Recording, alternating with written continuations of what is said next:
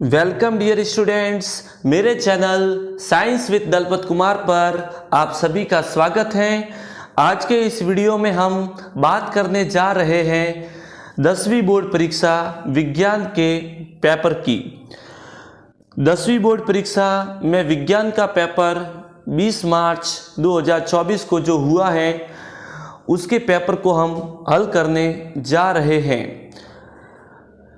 हमने part first का एक वीडियो बनाया है। 10वीं बोर्ड का जो पेपर हल करवाने का पार्ट फर्स्ट है वो वीडियो बनाया है। यदि वो वीडियो आपने नहीं देखा है तो हमारे channel science with Dalpat Kumar पर जाकर वो वीडियो ज़रूर देखें। उनमें मैंने प्रत्येक प्रश्न का 100% सही उत्तर बताया है।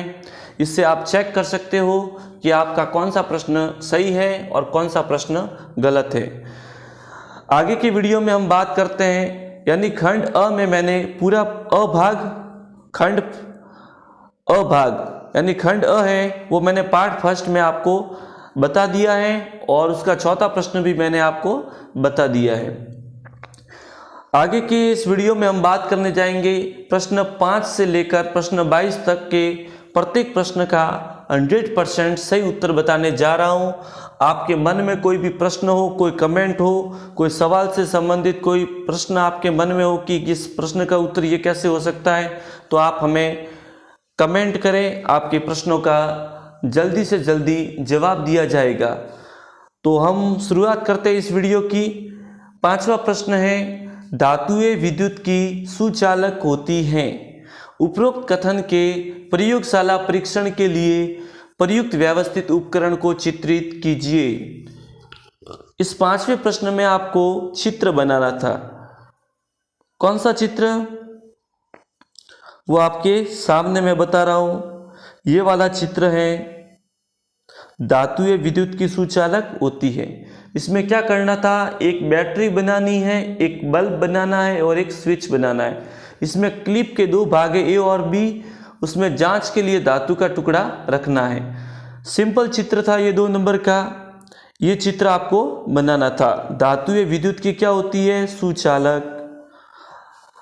आगे के प्रश्न की बात करते हैं। जल की उपस्थिति में मैले कपड़े पर साबुन लगाने पर कपड़ा साफ क्यों हो जाता है, कारण लिखिए।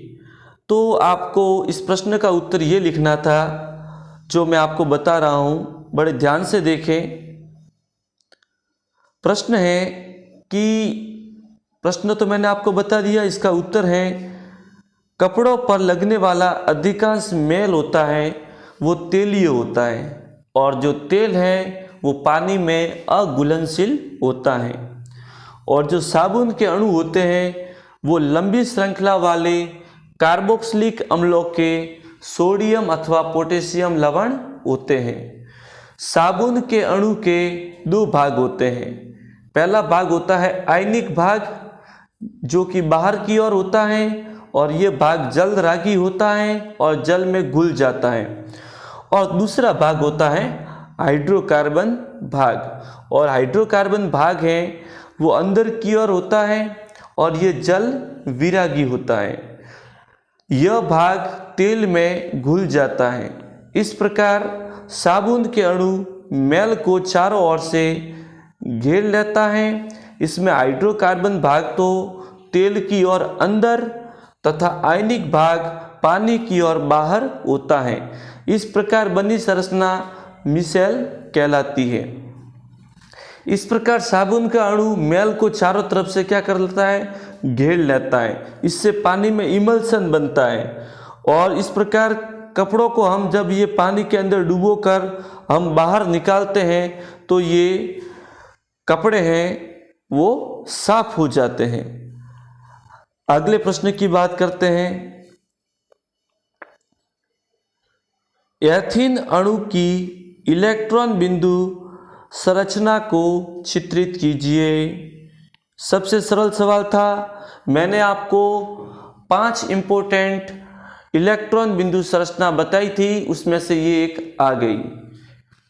एथेन, एथीन, एथाइन, मेथेन और एक अपने एथेनोइक अम्ल। इन चारों में से आपके एथिन की इलेक्ट्रॉन बिंदु संरचना आ गई। इसको कैसे बनाना था मैं आपको चित्र के माध्यम से बताता हूँ। आपको इलेक्ट्रॉन बिंदु संरचना जो आपके सामने है ये बनानी थी। इलेक्ट्रॉन बिंदु संरचना बनाने के लिए एकदम सिंपल तरीका है कि सबसे पहले आपको एथिन का सूत्र आना चाहिए। सबसे पहले एथिन नाम है, एथिन में पहले आता है एथ। कार्बन की संख्या जब 2 होती है तब उसे कहते हैं एथ। तो इसमें कार्बन की संख्या कितनी दिख रही है आपको? 2। और एथ इन यानी पीछे क्या आया है? इन, यानी एल्कीन का सूत्र लगेगा CnH2n। तो एथिन का सूत्र बनेगा C2H4। और एथिन अणु में क्या होता है कि कार्बन और कार्बन के बीच में डबल बंध होता है और प्रत्येक कार्बन, ध्यान देना, और हाइड्रोजन कितने दिख रहे हैं इसमें? 4। तो प्रत्येक कार्बन है वो 4 से जुड़ता है। तो यहाँ पर 2 हाइड्रोजन इस साइड जोड़ दिए, 2 हाइड्रोजन इस साइड जोड़ दिए, तो ये बन गया एथिन का संरचना सूत्र। जो पहले लिखा है वो तो है अणु सूत्र, जो दूसरे नंबर पे लिखा है वो है संरचना सूत्र। उसके बाद में आपको क्या करना है, जैसे 2 कार्बन आपको दिख रहे हैं तो 2 गोले बना दिए, बीच में लिख दिया, इनके दोनों के बीच में लिख दिया C और C यानी कार्बन। फिर एक कार्बन पर 2 हाइड्रोजन जुड़े हुए हैं तो हमने 2 साइड, इस साइड भी 2 गोले बना दिए, इस साइड भी 2 गोले बना दिए। ये गोले किसके हैं? हाइड्रोजन के, तो हमने लिख दिया H। अब बात करते हैं हाइड्रोजन की। मैं हमेशा इसका एक ट्रिक बताता हूँ, अ से हिसाब, अ से हाइड्रोजन, यानी सबसे पहले हाइड्रोजन का हिसाब करना है।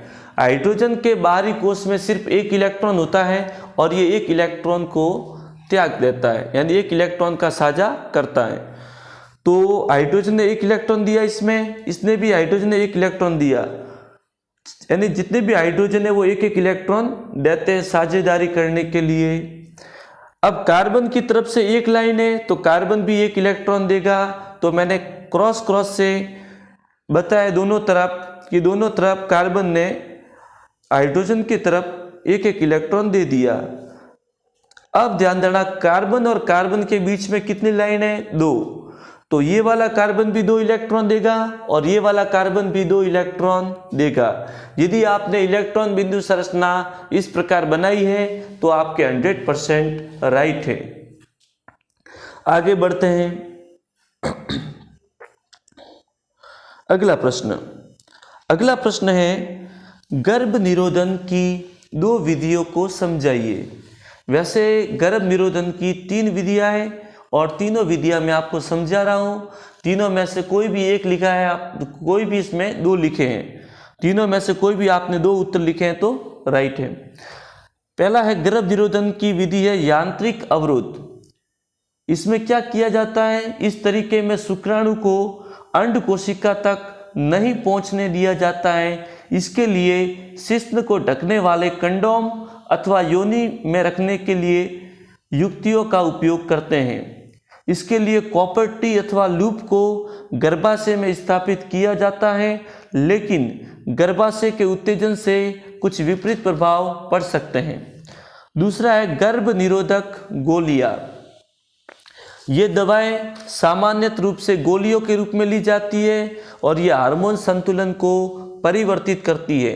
इससे अंड का मोचन नहीं होता है और निषेचन भी नहीं होता है। ये गोलियां हार्मोन संतुलन को परिवर्तित करती हैं और इसके कुछ विपरीत प्रभाव भी हो सकते हैं। और लास्ट तरीका है शल्य क्रिया। इसमें क्या करते हैं, पुरुषों की शुक्र वाहिनियों को बंद करते हैं जिससे शुक्राणुओं का स्थानांतरण रुक जाता है और स्त्रियों की अंड वाहिनी को अवरुद्ध करते हैं जिससे अंड है वो गर्भाशय तक नहीं पहुंच पाते हैं। इन दोनों अवस्थाओं में निषेचन नहीं हो पाता। ये तकनीक भविष्य के लिए सुरक्षित है, लेकिन इसमें शल्य क्रिया के समय यदि डॉक्टर कोई असावधानी करे तो फिर कोई प्रॉब्लम हो सकती है। तो आपको गर्भ निरोधन की 3 विधियां हैं, यांत्रिक अवरोध, गर्भ निरोधक गोलियां और शल्य क्रिया। इन तीनों में से कोई भी 2 लिखना था। अगला प्रश्न बिल्कुल सरल प्रश्न पूछा है कि शुद्ध लंबे कैपिटल टी व शुद्ध बौने स्मॉल टी पौधों में F2 पीढ़ी तक के लक्षणों की वंशागति को दर्शाने वाला रेखा चित्र बनाइए। तो इसमें मैं आपको बता रहा हूँ, आपको इस तरह से रेखा चित्र बनाना था। बड़े ध्यान से देखिए वीडियो को।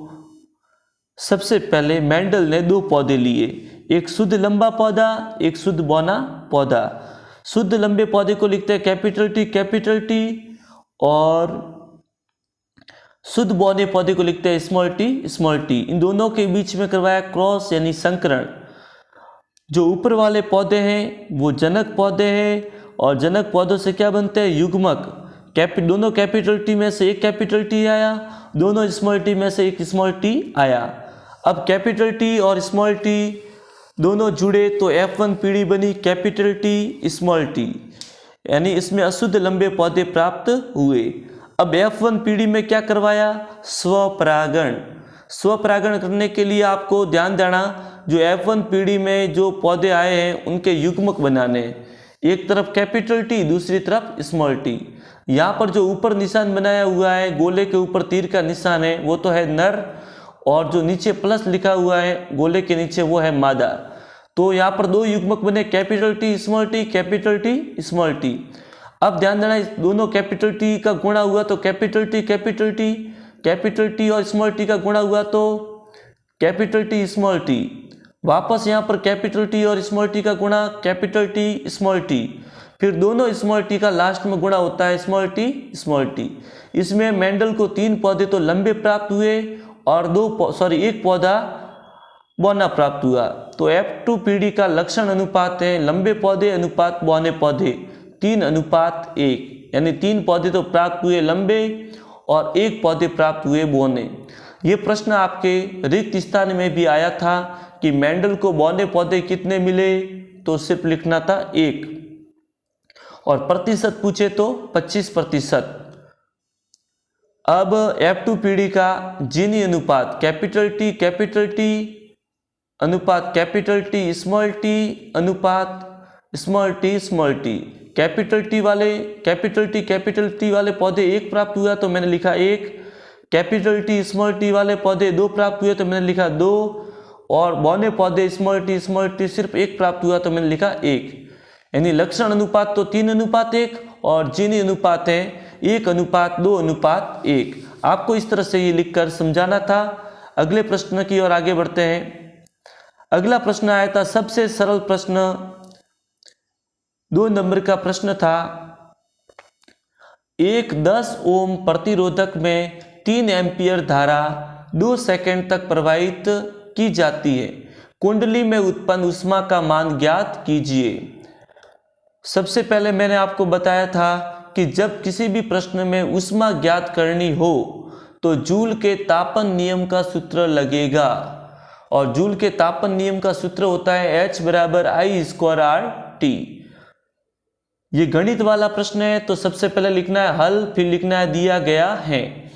10 ओम ये क्या है, प्रतिरोध, तो मैंने लिखा प्रतिरोध R = 10 ओम, विद्युत धारा I = 3 एम्पियर, और समय T = 2 सेकेंड। मैंने आपको एक बात और बताई थी कि इसमें समय को सेकंड में लेते हैं, स से समय, स से सेकंड, यानी समय मिनट में दिया हो तो उसे सेकंड में बदलते हैं, लेकिन यहाँ पर समय सिर्फ सेकंड में दिया हुआ है। और क्या ज्ञात करनी है, ऊष्मा H ज्ञात करनी है। तो इसमें जूल के तापन नियम का सूत्र लगेगा, वो है H = I²RT। I का मान कितना है 3, तो 3 का स्क्वायर गुणा R का मान कितना है 10 गुणा T का मान कितना है 2, 3 का स्क्वायर कितना हो गया 9 गुणा 10 गुणा 2, 9 और 10 का गुणा 90, और 90 और 2 का गुणा 180 जूल। ऊष्मा का मात्रक आपको पीछे क्या लिखना था, जूल। ये 2 नंबर का सबसे सरल सवाल है, मैंने इसको हल करके बताया है। अगले प्रश्न की बात करते हैं हम। 11वां प्रश्न यह है आपके सामने। 11वां प्रश्न जो ओम के नियम के सवाल से, ये ओम के नियम से ये सवाल आया था। 11वां प्रश्न है, निम्न परिपथ चित्र में बिंदु A व बी के मध्य तुल्य प्रतिरोध ज्ञात कीजिए। मैंने आपको कहा था कि श्रेणी क्रम और समांतर क्रम में 3 प्रकार के प्रश्न आएंगे। पहले प्रकार के प्रश्न जिसमें सिर्फ श्रेणी क्रम दिया होगा, दूसरा सिर्फ समांतर क्रम दिया हुआ होगा, और तीसरा जिसमें श्रेणी क्रम और समांतर क्रम दोनों मिक्स दिए हुए आएंगे। तो यहाँ पर इस प्रश्न में श्रेणी क्रम और समांतर क्रम दोनों क्या है, मिक्स है। इस प्रश्न को मैंने हल किया है, बड़े ध्यान से देखें। आपको लिखना है हल। दिए गए परिपथ में 3 ओम और 3 ओम के 2 प्रतिरोध।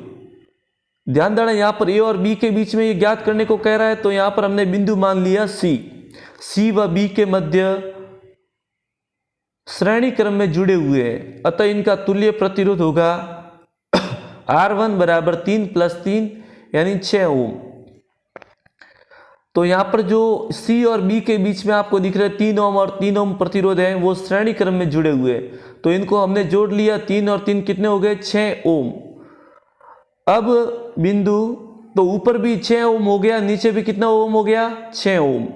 अब बिंदु सी व बी के मध्य 6 ओम प्रतिरोध पार्श्व क्रम में जुड़े हैं, अतः इनका तुल्य प्रतिरोध 1/R' बराबर 1/R1 + 1/R2।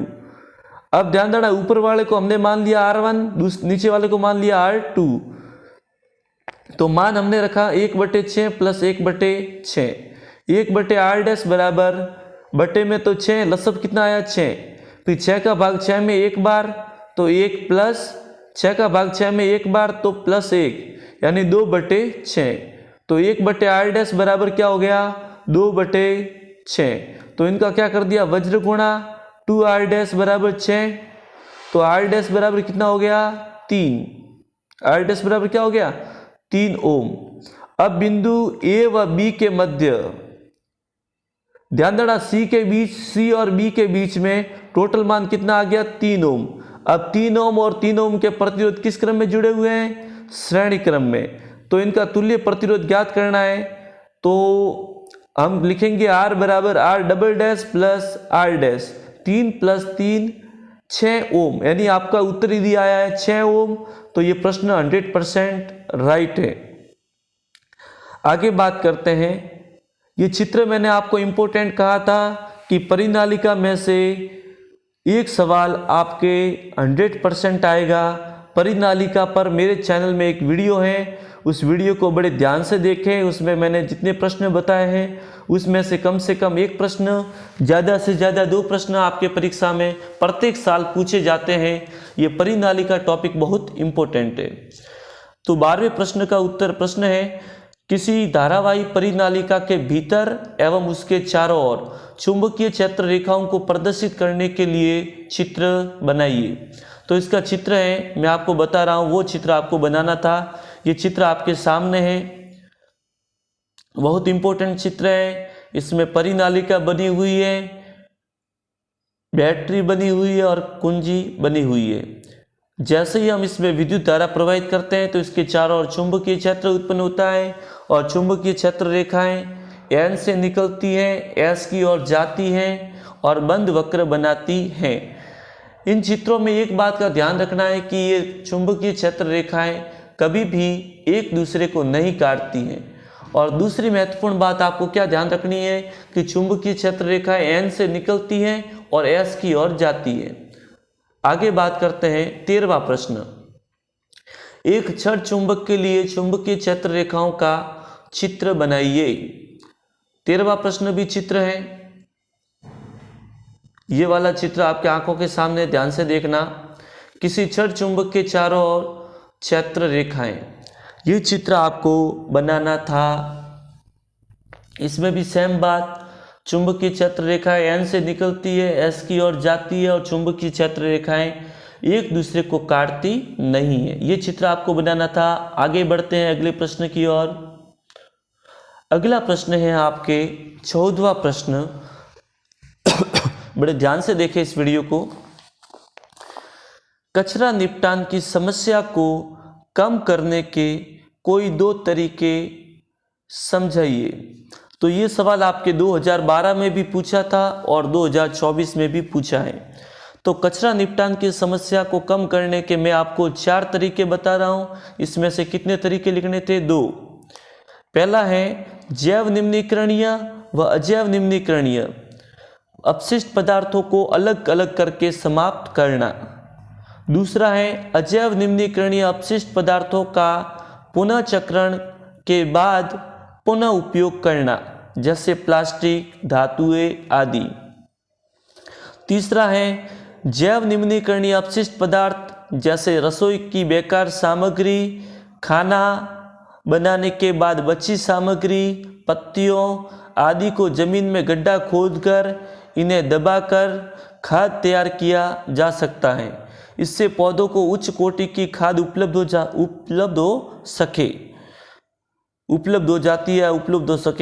आगे बढ़ते हैं। चौथा है इसमें कचरे को आग से जलाकर नष्ट किया जा सकता है एवं बायोगैस का उत्पादन करके कचरा निपटान की समस्या को कम किया जा सकता है। तो ये इस प्रश्न का उत्तर था जो आपको लिखना था। 4 पॉइंट बताए, 4 पॉइंट में से कोई भी एक पॉइंट आपको लिखना था। अगला है आहार श्रृंखला के विभिन्न पोषी स्तर का संक्षिप्त वर्णन कीजिए। तो ध्यान देना, सबसे पहले आपको समझना है कि पेड़ पौधे सूर्य की ऊर्जा का उपयोग करके अपना भोजन स्वयं बनाते हैं। इन भोजन को शाकाहारी जंतु खाते हैं और शाकाहारी जंतुओं को मांसाहारी जंतु खाते हैं। इस प्रकार भोजन के हिसाब से या आहार के अनुसार विभिन्न प्राणियों की श्रृंखला बन जाती है। इस श्रृंखला को कहते हैं खाद्य श्रृंखला या आहार श्रृंखला। और आहार श्रृंखला का प्रत्येक चरण या स्टेप क्या कहलाता है? पोषी स्तर कहलाता है। जैसे मैं आपको एक सिंपल एग्जांपल दूं, घास को खाता है टिड्डा, टिड्डे को खाता है गिरगिट और गिरगिट को खाता है बाज। तो इसमें कितने पोषी स्तर हो गए? 4। मैंने 4 नाम बोले तो 4 क्या है? पोषी स्तर। प्रथम पोषी स्तर, यहाँ पर घास है वो प्रथम पोषी स्तर है जो अपना भोजन स्वयं बनाती है, ये उत्पादक कहलाती है। द्वितीय पोषी स्तर में क्या है? टिड्डा, जो कि शाकाहारी है और इसे कहते हैं प्राथमिक उपभोक्ता। तीसरे नंबर पे है तृतीय पोषी स्तर जो कि गिरगिट है, ये मांसाहारी है, इसे कहते हैं द्वितीय उपभोक्ता। और चौथे नंबर पे है बाज, जो कि मांसाहारी है या उच्च मांसाहारी है, इसे हम कहते हैं तृतीयक उपभोक्ता। तो इस तरह से आपको इस प्रश्न का उत्तर लिखना था। अब आगे बात करते हैं अगले प्रश्न की। अगला प्रश्न है 16वां खंड स। इसमें आपको प्रश्न के उत्तर लिखने थे।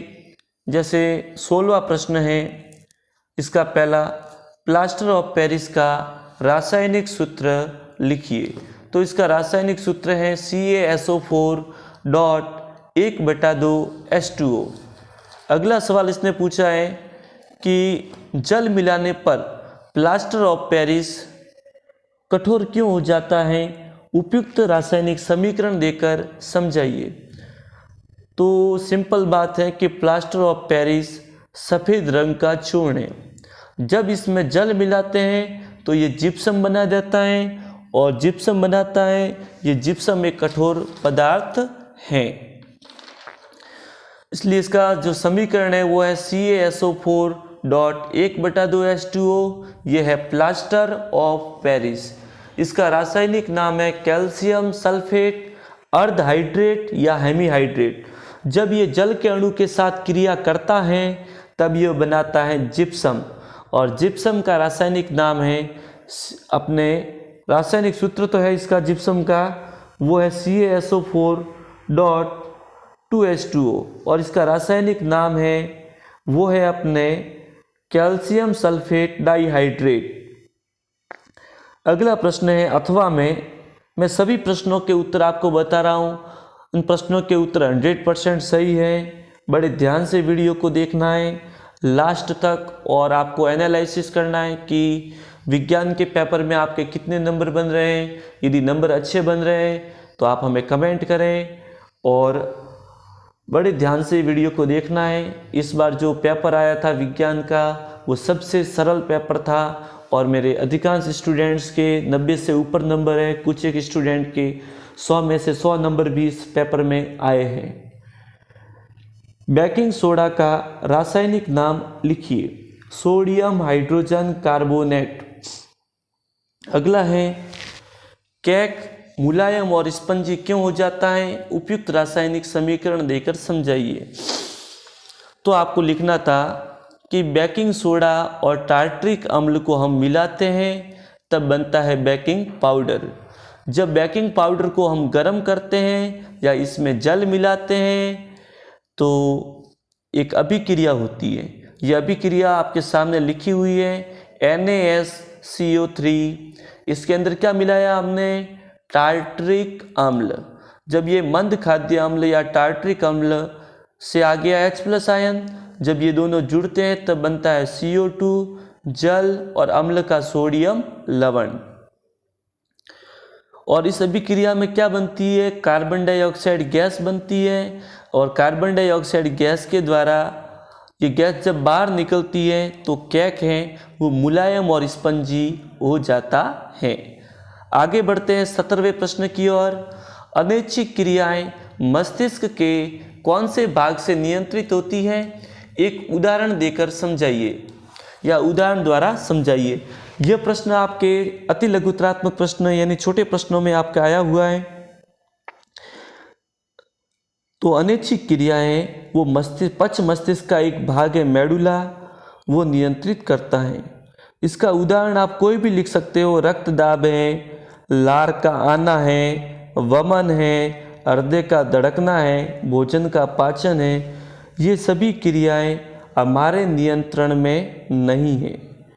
तो ये किसके नियंत्रण में है, ये मस्तिष्क के नियंत्रण में। मस्तिष्क का कौन सा भाग, पश्च मस्तिष्क, और पश्च मस्तिष्क का कौन सा भाग, मेडुला। तो आपको ये लिखना था कि ये जो रक्तदाब है या फिर लार आना है, ये क्रियाएं हमारे नियंत्रण में नहीं है, इसलिए इन क्रियाओं को अनैच्छिक क्रियाएं कहते हैं। इन क्रियाओं को मस्तिष्क का मेडुला भाग है वो नियंत्रित करता है। अगला प्रश्न है वर्षण से स्रावित हार्मोन का नाम व 2 कार्य बताइए। वर्षण से जो हार्मोन निकलता है उसका नाम है टेस्टोस्टेरोन हार्मोन। अपने विज्ञान की किताब में 2 जगह पर 2 अलग अलग नाम लिखे हुए हैं। एक जगह लिखा हुआ है टेस्टोस्टेरोन और दूसरी जगह पर लिखा हुआ है टेस्टोस्टेरोन। तो आप कहोगे कि सर इसमें से 100% राइट कौन सा है। 100% राइट है टेस्टोस्टेरोन। अगला है इसका कार्य। इसका कार्य है नर लैंगिक अंगों का विकास करना और द्वितीयक लैंगिक लक्षणों को उत्पन्न करना। आगे बढ़ते हैं 18वां प्रश्न। 18वें प्रश्न में मैंने आपको पढ़ाते समय कहा था कि मानव के नर जनन तंत्र का नामांकित चित्र और मादा जनन तंत्र का नामांकित चित्र, यह आपके लिए बहुत महत्वपूर्ण है, इसको याद करके जाना। तो ये चित्र आपके परीक्षा में आ गए हैं। तो मानव के नर जनन तंत्र का नामांकित चित्र और मादा जनन तंत्र का नामांकित चित्र मैं आपको बताने जा रहा हूं, बड़े ध्यान से देखें।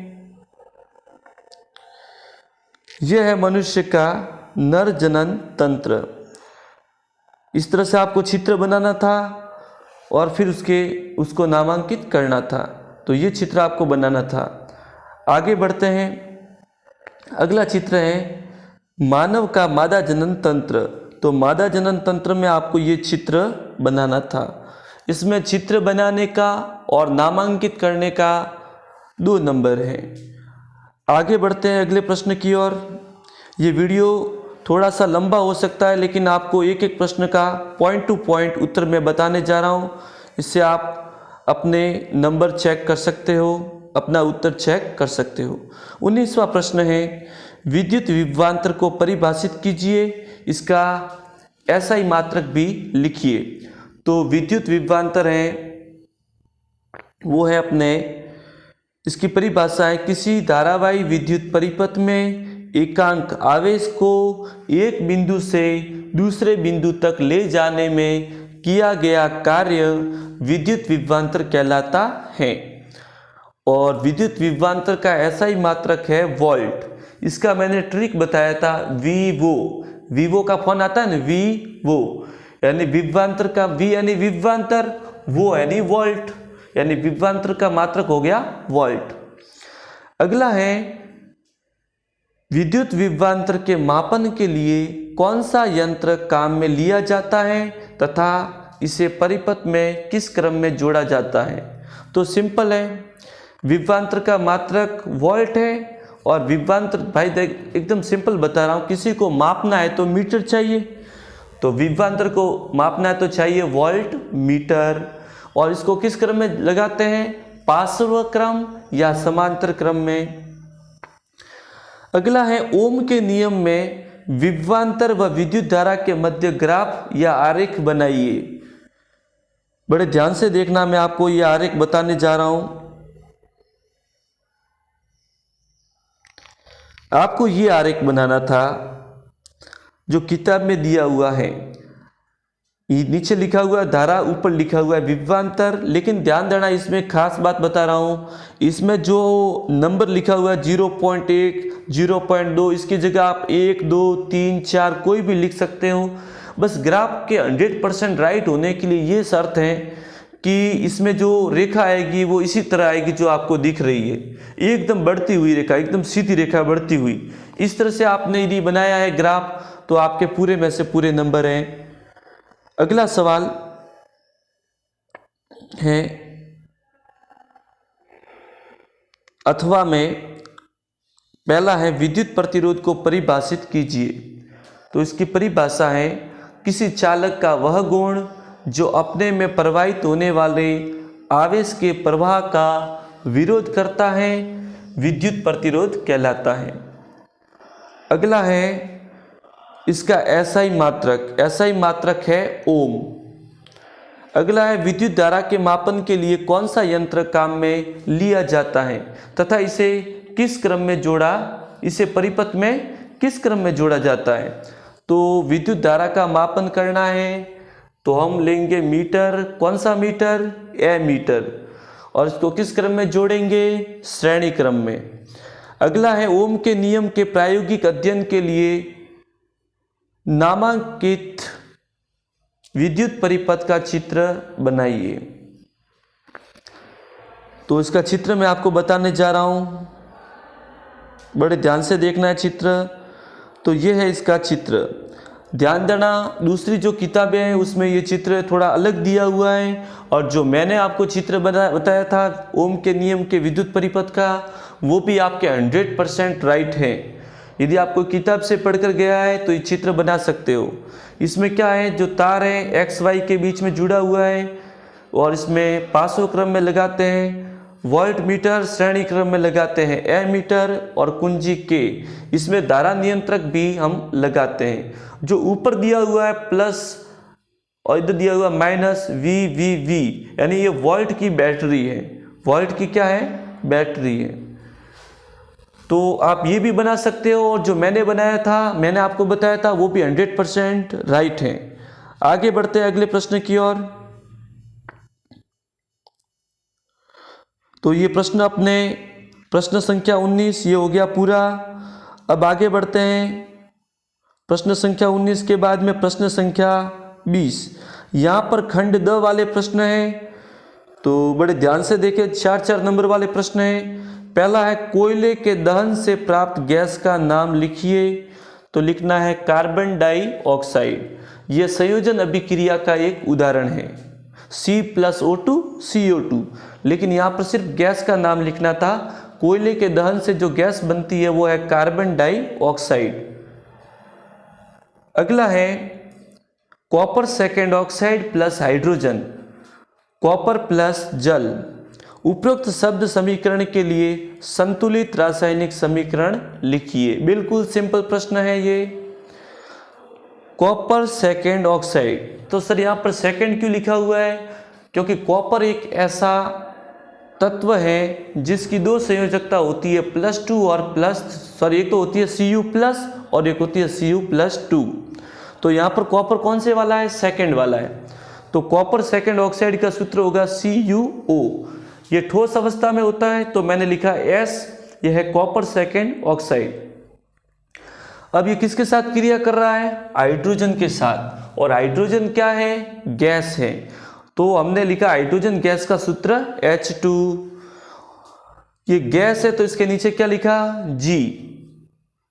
जब इसको हम गर्म करेंगे, तापन लिखो तो भी चलेगा, नहीं लिखोगे तो भी चलेगा, क्योंकि यहाँ पर किताब जो प्रश्न वाला है वो लिखना भूल गया है कि इसको हम तापन करते हैं तब ये होता है।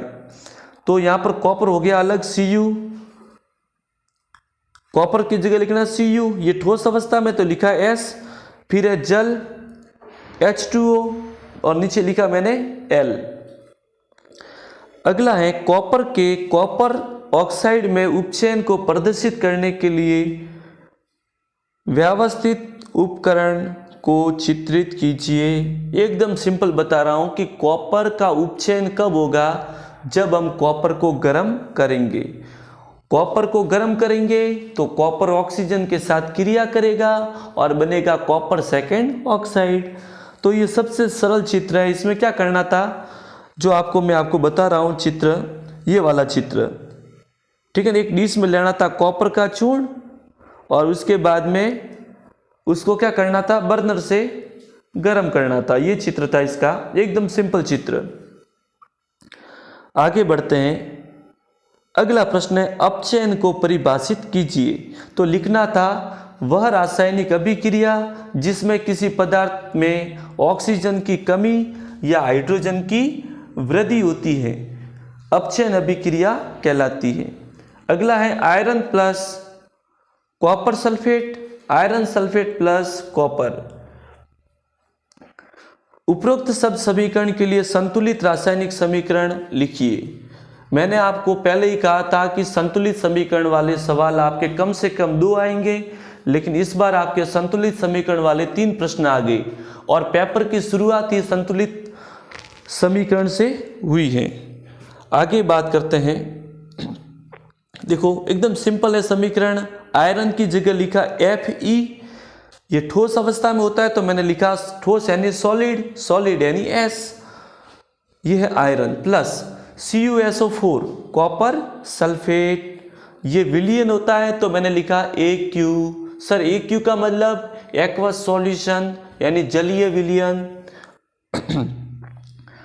तो ये हो गया कॉपर सल्फेट। उसके बाद में आयरन सल्फेट का सूत्र होता है FeSO4, ये भी क्या है? विलियन है तो मैंने लिखा AQ प्लस क्या बन रहा है? कॉपर, जो ठोस अवस्था में है तो मैंने लिखा S।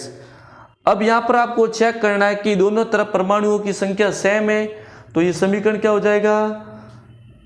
संतुलित। कि ध्यान देना Fe यहाँ पर भी इस साइड भी एक है, इस साइड भी एक, Cu इस साइड भी एक, इस साइड भी एक, सल्फर इस साइड भी एक और इस साइड भी S, और ऑक्सीजन इधर भी 4 और इधर भी 4। इसका मतलब ये समीकरण क्या है? संतुलित। अगला है कॉपर सल्फेट के विलयन में डूबी 2 लोहे की किलो की अभिक्रिया को प्रदर्शित करने के लिए व्यवस्थित उपकरण को चित्रित कीजिए। तो यहाँ पर ये चित्र एकदम सिंपल चित्र है। ये चित्र आज तक बोर्ड एग्जाम में नहीं पूछे हैं, पहली बार पूछे हैं और सबसे सरल चित्र है। ये चित्र आप यदि आपने देखे भी नहीं है तो भी आप आराम से प्रश्नों को पढ़कर बना सकते हो। कैसे? एक स्टैंड पर लगानी है परख नली और उसमें लेना है कॉपर सल्फेट का विलियन और उसके अंदर क्या है? धागे से बांधकर लोहे की 2 कीलें हैं वो लटकानी है। ये चित्र है 2 नंबर का और सबसे सरल चित्र। आगे बात करते हैं हम। तो ये वाला सवाल प्रश्न संख्या 20 ये हो गया कंप्लीट। अब 2 प्रश्न बाकी हैं। बड़े ध्यान से देखना वीडियो को, एक एक प्रश्न का 100% सही उत्तर बताने जा रहा हूं और अथवा वाले प्रश्नों का भी उत्तर मैं आपको बता रहा हूं, एक एक प्रश्न का उत्तर। और जिसने मेरा ये 10वीं बोर्ड परीक्षा के पेपर का जो पहला वीडियो नहीं देखा है तो वो जरूर देखें। 21वां प्रश्न, प्रकाश संश्लेषण प्रक्रम के दौरान घटित घटनाओं को समझाइए। तो इसका सिंपल है, प्रकाश संश्लेषण प्रक्रम के दौरान 3 घटनाएं होती है। पहला क्या है? क्लोरोफिल द्वारा प्रकाश ऊर्जा को अवशोषित करना। दूसरा, प्रकाश ऊर्जा को रासायनिक ऊर्जा में बदलना और जल के अणुओं का हाइड्रोजन व ऑक्सीजन में अपघटन होना या टूटना। और तीसरा है कार्बन डाइऑक्साइड का कार्बोहाइड्रेट में अपचयन। अगला है, एक पत्ती के अनुप्रस्थ काट का नामांकित चित्र बनाइए। तो ये चित्र मैं आपको बता रहा हूँ, ये है पत्ती और पत्ती के अनुप्रस्थ काट का क्या बनाना था, चित्र। जो चित्र आपकी आंखों के सामने है वो सेम टू सेम चित्र बनाना था और उसको नामांकित भी करना था। आगे बात करते हैं, पत्तियों में रंध्रों के खुलने व बंद होने की प्रक्रिया को समझाइए। तो इसके लिए आपको ये उत्तर लिखना था। मैं उत्तर बोल रहा हूँ, बड़े ध्यान से सुनना कि प्रत्येक रंध्र 2 अर्धवृत्ताकार कोशिकाओं से घिरा होता है जिसे द्वार कोशिकाएं कहते हैं। और ये द्वार कोशिकाएं सहायक कोशिकाओं द्वारा घिरी होती है। रंध्रों का खुलना, जब जल सहायक कोशिका से द्वार कोशिकाओं में आता है तो द्वार कोशिकाएं फूल जाती है और रंध्र खुल जाते हैं। रंध्रों का बंद होना, जब प्रकाश संश्लेषण के लिए कार्बन डाइऑक्साइड की आवश्यकता नहीं होती है तो रंध्र बंद हो जाते हैं। जब जल द्वार कोशिकाओं से सहायक कोशिकाओं में जाता है तो द्वार कोशिकाओं का संकुचन होता है और रंध्र बंद हो जाते हैं। और रंध्र से संबंधित एक और प्रश्न आया था कि रंध्रों के खुलने और बंद होने का कार्य किसके द्वारा होता है, द्वार कोशिकाओं द्वारा। यह अबसद में आपके प्रश्न आया था, यानी रंध्र से संबंधित आपके 3 प्रश्न आए हैं। और इस पेपर का लास्ट प्रश्न है जो सबसे सरल है, जो प्रकाश वाले पार्ट में इसमें नंबरिकल प्रश्न भी आते हैं, उसमें चित्र वाले प्रश्न भी आते हैं। तो इसमें सबसे सरल आपके प्रश्न है 22वें का नंबर फर्स्ट प्रश्न, गोलीय दर्पण किसे कहते हैं। सिंपल परिभाषा है, गोलीय दर्पण वह दर्पण जिसका परावर्तक पृष्ठ गोलीय होता है उसे गोलीय दर्पण कहते हैं। दूसरा है, गोलीय दर्पण के ध्रुव को परिभाषित कीजिए। तो इसकी परिभाषा है, गोलीय दर्पण के परावर्तक पृष्ठ के केंद्र को गोलीय दर्पण का ध्रुव कहते हैं। इसमें आप चित्र भी बना सकते हो और परिभाषा भी लिख सकते हो। यदि आपने परिभाषा लिखी है तो भी 100% राइट है। अगला है, यदि एक लेंस की क्षमता +4 डायोप्टर है तो इसकी फोकस दूरी ज्ञात कीजिए। मैंने आपको एक बात कही थी कि आपके परीक्षा में जब लेंस की क्षमता वाला सवाल आएगा तो जो संख्या दी हुई होगी, संख्या में पीछे क्या लगाया होगा, पॉइंट, और पॉइंट लगाकर क्या लिखा है, 0 लिखा हुआ होगा। ऐसा इसलिए ज़्यादातर होता है कि 4.0 लिखते हैं, किसी को पॉइंट नहीं दिखता है तो 4 की जगह कितना मान लेता है, 40। तो उसका उत्तर क्या हो जाता है, गलत होता है। कि भाई हम +4 लिखे या +4.0 लिखे, बात तो क्या होती है, सेम टू सेम। तो इस प्रश्न को बड़े ध्यान से देखकर हल करना था। इसको 4 मानना है, न कि 40। यदि एक लेंस की क्षमता +4 डायोप्टर है तो इसकी फोकस दूरी ज्ञात कीजिए। तो सबसे पहले गणित वाला प्रश्न है तो लिखा हल, फिर लिखा है दिया गया है। क्या दिया हुआ, लेंस की क्षमता यानी पावर बराबर +4 डायोप्टर, ज्ञात क्या करनी है, फोकस दूरी। तो ध्यान देना, ऐसा प्रश्न आए तो लेंस की क्षमता लिखा हुआ है तो इसका सूत्र होगा P बराबर 1/f। तो f बराबर क्या होगा, 1/p, यानी 1 के 1 और p की जगह हमने क्या लिखा, 4। तो 1 के अंदर 4 का भाग दिया तो क्या होता है, +0.25 मीटर। ध्यान देना, पीछे मीटर लिखना जरूरी है। यदि आपने पीछे मीटर नहीं लिखा है तो आपका आधा नंबर है वो कट हो जाएगा। अथवा में प्रश्न है, ध्यान देना, मैं आपको अथवा के ऊपर वाला प्रश्न और नीचे वाला प्रश्न सभी प्रश्नों के उत्तर बता रहा हूं। आपको अथवा में दोनों में से कोई एक प्रश्न करने थे। जैसे 22वें में ऊपर में अथवा में 3 प्रश्न है और नीचे भी कितने, 3 प्रश्न है। या तो ऊपर वाले 3 प्रश्न करने थे या नीचे वाले 3 प्रश्न करने थे। अगला है लेंस का आवर्धन किसे कहते हैं? प्रतिबिंब की ऊंचाई h डैश तथा बिंब की ऊंचाई h के अनुपात को लेंस का आवर्धन कहते हैं। सिर्फ परिभाषा ही लिखनी थी। यदि आप लिखना चाहो तो ये भी लिख सकते हो, आवर्धन m बराबर h डैश बटे h बराबर v बटे u। परिभाषा भी आपने लिखी है तो भी 100% राइट है। अगला है लेंस के मुख्य अक्ष को परिभाषित कीजिए। तो इसकी परिभाषा है जो आपको बता रहा हूँ, बड़े ध्यान से देखना है। लेंस के दोनों वक्रता केंद्रों से गुजरने वाली एक काल्पनिक सीधी रेखा को लेंस का मुख्य अक्ष कहते हैं। और लास्ट प्रश्न, यदि गोलीय दर्पण की वक्रता त्रिज्या 14 सेंटीमीटर है तो इसकी फोकस दूरी ज्ञात कीजिए। सबसे पहले लिखना है हल, फिर लिखना है दिया गया है। तो क्या दिया गया है? वक्रता त्रिज्या जिसको हम लिखते हैं कैपिटल R से, और ये कितनी दी गई है? 14 सेंटीमीटर। और फोकस दूरी को लिखते हैं स्मॉल f से, और ये ज्ञात करनी है। हम जानते हैं कि वक्रता त्रिज्या वो फोकस दूरी में संबंध होता है, वो होता है r बराबर 2f। इसका मैंने ट्रिक बताया था, र यानी r बराबर फ यानी f। बराबर में कितनी लाइन है? 2। तो हमने क्या पास में क्या लगा दिया? 2, यानी r बराबर 2f। अब क्या करना है? सीधा मान रखना है। r का मान कितना है? 14 बराबर 2f।